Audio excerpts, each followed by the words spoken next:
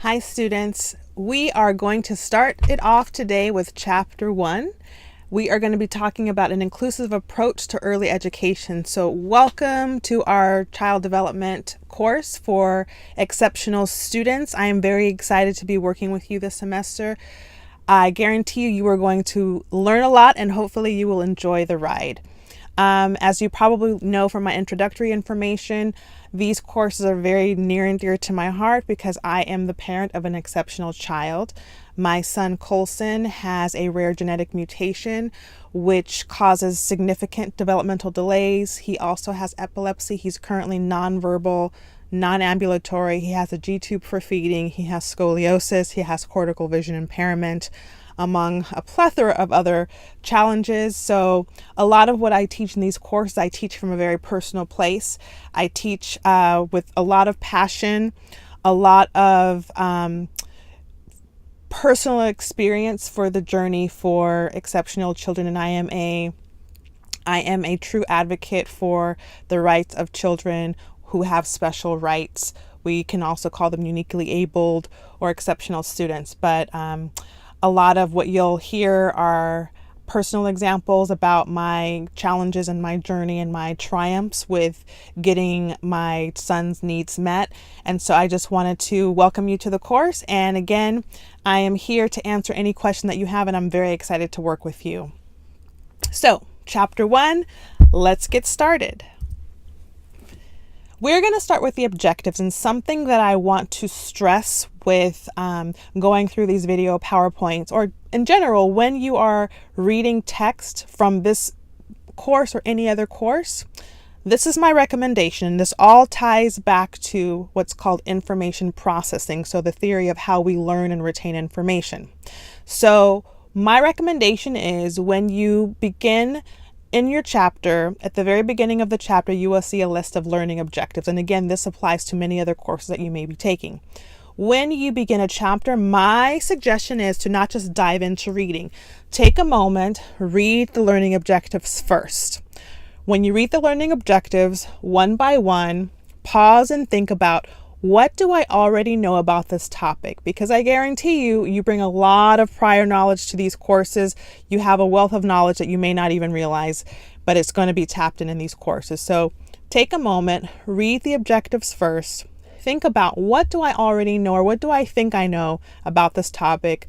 It might be connected to experiences that you've had, things that you've read, etc. So when you think about your prior knowledge and what you already know, I use this metaphor of having these kind of like coat hooks in a closet. So you're activating your prior knowledge, or what Piaget would call your schema. So you have this information already formulated in your head. So when you read these objectives, think about what you already know. You're tapping into your schema. You're kind of establishing these coat hooks in your the coat closet in your brain. Then as you go through the chapter, you are going to come across information that's going to connect to your prior knowledge that was outlined in these objectives. And so your schema is going to be elaborated.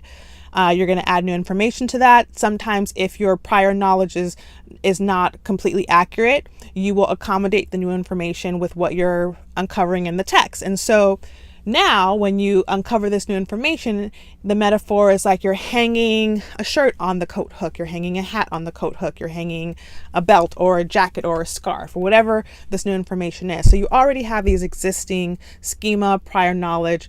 And so the idea with information processing is that when you already activate your prior knowledge and you reflect and think about what you already know about these topics, when you're adding new information, you are more likely to retain that information.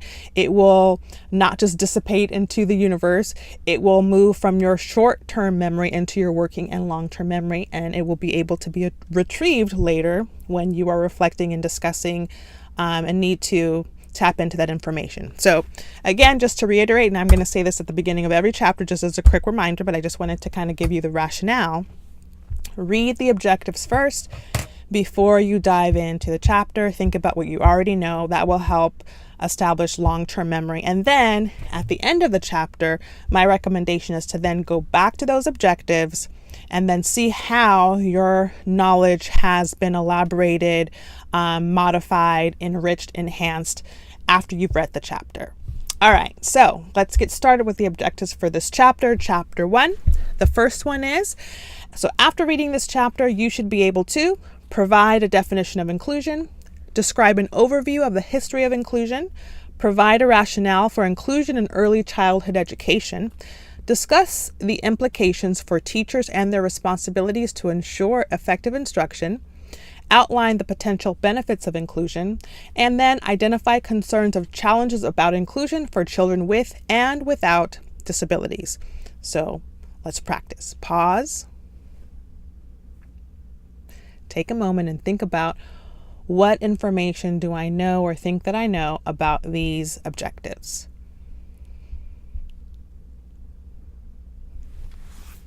All right, let's go ahead and move on. So, inclusion defined according to our text, inclusion means that children with special needs attend school with typically developing peers. So these are children who do not have a diagnosed disability. These are what we consider our typically developing peers. Inclusion is belonging, being valued, and having choices. So this is more the philosophical approach to what inclusion means to us symbolically. Inclusion is accepting children and families and supporting their participation. So think about, what other aspects would you include in your definition of inclusion? What about the historical perspectives of inclusion? So you may or may not be aware that this idea of inclusion is relatively new. So forget and hide. Previously, children with disabilities were placed in institutions and families were told to forget about them. So they were almost seen as pariahs or not fit to be a part of or be included in general society. So they were literally put away in institutions. So if you were a parent who had a child with a disability, you were not expected to take care of them in your home. It was more or less a given that that child would be sent away and institutionalized, in other words, hidden from society. Then when we get into the 50s and 60s, 1950s and 60s, we would screen the children and find out what their disabilities were, but then we would still segregate them. So this was more what the textbook refers to as custodial, like babysitting. But later, we find that people with disabilities begin to start having civil rights. More about the historical perspective, identify and help. So as you can see, as we're moving forward, we're getting, these populations are becoming to get more recognized and have more rights in our society. So identify and help means children were now identified earlier, so treatment could begin earlier. And so this is something that we stress a lot in this course, is early intervention. Include and support. Americans with the Disabilities Act, so ADA, is passed and inclusion begins. And so this is where we are today in 2018. What is the rationale for early education? So in other words, why do we do it? What's the value? So firstly, it's an ethical issue. Segregated classes for children with disabilities often do not have the materials, funding, and support of regular classrooms, making their education inadequate. So it kind of reminds me of the argument for separate but equal when we're talking about Brown versus Board of Education and civil rights. So if you separate children with disabilities into separate classrooms or separate programs, are they going to get the same quality of care that children would get in the general ed classrooms? And what we were finding is the answer was no. And so that would be an argument to have inclusion so that children who are uniquely abled, are exceptional children, are getting the same resources in the classroom as their typical peers. Another rationale is the socialization issue. Through inclusion, equal social status is implied. So that means children of varying abilities grow up together and acceptance becomes more mainstream. Re-entry into the social norms is not necessary because they are already a part of the norm. So in the past, when children were separated because of a disability, then they had to have kind of this weird formalized re-entry into mainstream society. But if you're already including children in general education, then there's no need for this sort of re-entry process. Developmental issues. Children with and without disabilities are provided lessons that enhance their level of development. Children learn from each other and children model appropriate interactions with others. So I wanted to share This photo here, this is my son Colson in his current school, Blind Children's Center. This is his little friend who is amazing. One of the things that's unique about the Blind Children's Center, it is a private school. They have a 50-50 inclusion model. So they really try to emphasize that in all of the classrooms. This classroom goes from infancy, or this school goes from infancy to second grade. My son is in a TK pre-K classroom. So with the 50-50 inclusion model, you'll have 50% approximately of the students enrolled have some sort of diagnosed disability. In general, those are some sort of visual impairment, but it doesn't have to be. And then the other 50% of the children in the school are typically developing children. And so you can see in this photo with my son, the children in the classroom adore him, and it is so wonderful to see how they look after him. So in this picture, you see that the little boy is doing hand over hand. He brings the toy to Colson, and he's showing Colson how to play with the toy. And so this is an example for one of the benefits for inclusion, is because they're learning from each other. The little boy is learning empathy. He's learning leadership. In him showing my son how to use the toy, he's also reinforcing the proper way to use the toy, and how special it makes the little boy feel to know that he is kind of looking out for Colson. So this is just a wonderful example of how inclusive education is beneficial for both the child with a disability and the typical child in the classroom. Also, another benefit is the cost issue. Cost is actually reduced because existing program structures are already in place. So we're not necessarily needing to create a financial burden by creating additional schools for our exceptional children or children with disabilities. So the structures are already in place for general ed, and so the children with disabilities are mainstreamed or included into that already existing structure. Segregating typical and atypical children would be a setback, and there's not enough quality programs to serve all children in segregation. And what you might know locally in Southern California, a lot of special education centers have been closed down due to lack of funding. So it's unfortunate for sure. Supporting inclusion, implications for teachers. So how do we structure child-child interactions? Firstly, the teacher needs to structure his or her activities on encouraging play between children with and without disabilities. So in other words, you wouldn't just have all of your children who need adaptive equipment together, and then you would have all of your mobile ambulatory children together. You would have them work hand in hand. After a period of imitating each other's behaviors, children will begin to play together on their own. So you won't even have to facilitate it. They will want to do it on their own. And if you stepped into my son Coco's classroom, you would see how passionate and how excited and eager all of the children are to play with each other. Whether or not they have a diagnosed disability or not, they are very, very happy to play with one another. For planning activities, an activities-based approach has the teacher develop lesson plans based on typical preschool activities and incorporate the IFSP, which stands for Individualized Family Service Plan, and IEP goals. IEP stands for Individualized Educational Plan. Just in case you didn't know, we're going to learn about more of those in this course at the same time. Professional collaboration. Professional collaboration is very important in any setting, particularly in a setting for exceptional children. Interdisciplinary teams are developed and must work together to meet the needs of the individual child. Interdisciplinary teams partner with families as well, and professionals share their strengths to improve the child's educational outcomes. What are some benefits for children with disabilities? Gains are made in all of these areas: social competence, social play, developmental domains, higher levels of play, and higher academic achievement. And in this photo, again, this is Colson's school at the Blind Children's Center. You can see his little buddy there walking alongside him with the adaptive stroller, and they're just taking a walk. And his little friend, we'll call him Kay, he loves Coco, and on this day, I was right behind them taking the photo. On this day, he wanted to make sure that he was walking alongside Colson. He pulled the shade down over the stroller when we came outside to make sure that the sun wasn't in his eyes. And then when he realized it was a gloomy day, he said, "Oh, we can put the shade back." And he's just so carefully and gingerly walking alongside Coco to make sure that he's okay. So again, one of the many benefits of inclusive education. What are some of the benefits for typically developing children? Developmental progress. It's not adversely affected, which some might say being around children who are delayed would then stunt the development of our typical children, and research has shown that that is not the case. And it also has improved quality in teaching and has yielded positive impacts in that aspect. Other benefits of inclusion include peer tutoring. Both children receive significant benefits.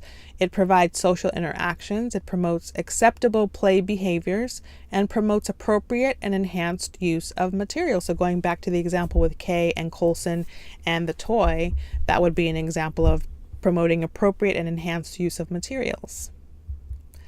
Also, developing sensitivity. So when we're looking at the whole child, not just academic, we're looking at the affective domain as well. And so this is an important component. Understanding differences, becoming aware of your own strengths and weaknesses. So again, many benefits of inclusion as outlined in our text. They also discuss benefits for families. So parents' attitudes become more positive over time as they see their children becoming more accepting of differences and their children becoming more comfortable around all people. So think about how important this is in our society, living in a very diverse community as Southern California. I think it's really important to start exposing our children at a young age to the idea that not everyone is the same, not everyone looks the same, not everyone thinks the same, not everyone feels the same, not everyone comes from the same types of families. And so that helps build acceptance, and it helps broaden our children's minds for, just the variety of the and not to sound corny, but the beautiful tapestry of the world and in our community, and how varied and rich our experiences can be when we're exposed to people who are not the same as ourselves. Also, looking at on a more macro level, there are benefits to society as well. As the children grow into adults, they are more accepting of individual differences, as I mentioned. They're more mature in their responses around others, and they are able to respect others for what they can do. So looking at things more from an additive model versus a deficit model. So on the other side, because we definitely need to look at this from both sides, concerns and challenges of inclusion. Will special needs be served? So parents and professionals often feel that they cannot meet the needs of the child. And I will say that I remember many years ago when I was in my credential program, in order to get a clear credential, we only needed to take one class related to children with special needs. One class to get your clear credential. So when I first started teaching 4th grade and had children with IEPs mainstreamed into my classroom for certain parts of the day, I will admit I didn't really feel equipped to meet their needs. And so luckily I was able to collaborate with my colleagues to make sure I can meet that child's needs. But based on my credential program, I did not feel that that was adequate. So I think that it's really important to embed pre-service teacher and credential programs,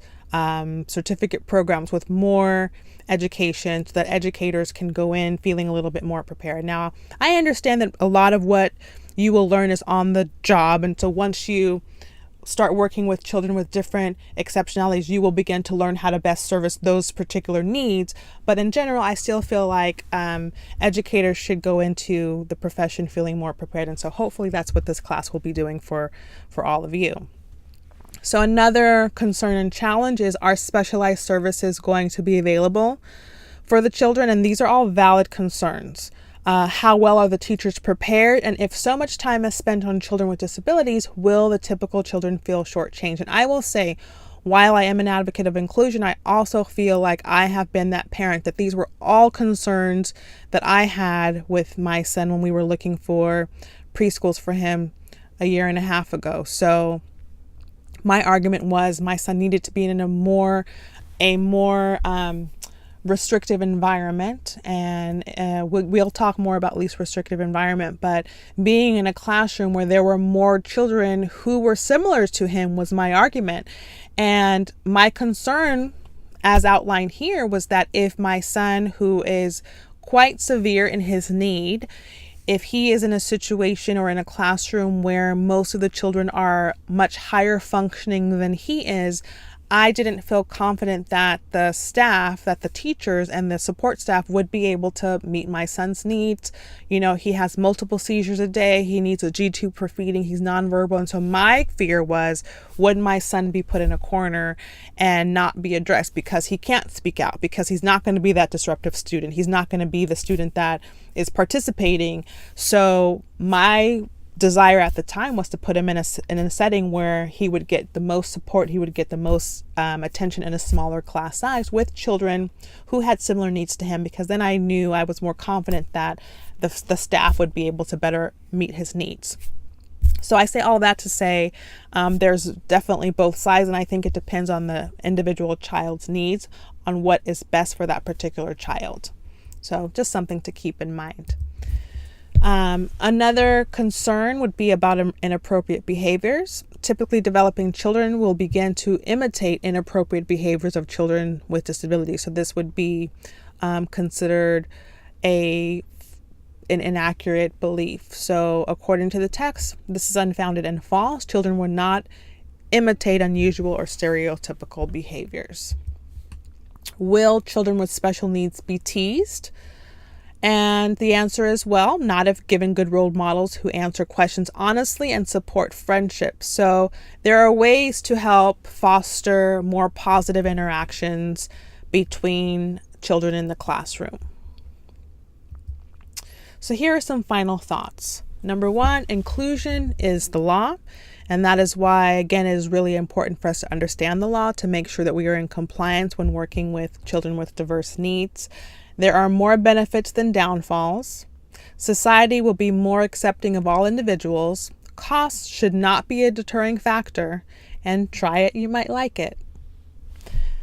So, as promised, let's revisit our objectives. And so after we've gone through this chapter and you've reviewed your readings and your notes and the PowerPoint, let's see if after reading these objectives, you're able to elaborate on what you knew when we began. So the first objective was provide a definition of inclusion. So hopefully your definition of inclusion is a little bit more enhanced. Describe an overview of the history of inclusion. Provide a rationale for inclusion in early childhood education. Discuss the implications for teachers and their responsibilities to ensure effective inclusion. Outline the potential benefits for inclusion, and identify concerns and challenges about inclusion for children with and without disabilities. So hopefully you've learned a lot in this chapter. I look forward to seeing you next time. Thank you for watching.